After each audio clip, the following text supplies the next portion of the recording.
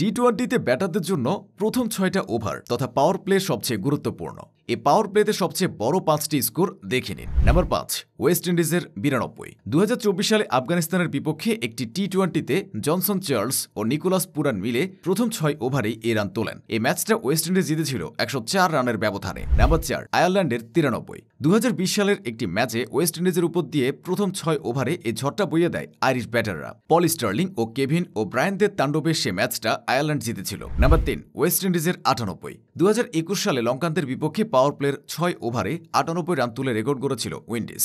যদিও ঝড়ো গতিতে রান তুলতে গিয়ে তারা শুরুতেই 4টা উইকেট হারিয়েছিল। নাম্বার 2, সাউথ আফ্রিকার 102। টি-20 পাওয়ার প্লেতে প্রথম সেঞ্চুরি করা দল সাউথ আফ্রিকা। 2023 সালে ওয়েস্ট ইন্ডিজের বিপক্ষে একটি ম্যাচে তারা এ রেকর্ড করে। নাম্বার 1, অস্ট্রেলিয়ার 113। স্কটিশদের বিপক্ষে অস্ট্রেলিয়ার এই রানটাই টি-20র ইতিহাসে পাওয়ার প্লেতে সর্বোচ্চ স্কোর। এ ম্যাচে জস ইংলিশ সেঞ্চুরি করেছিলেন।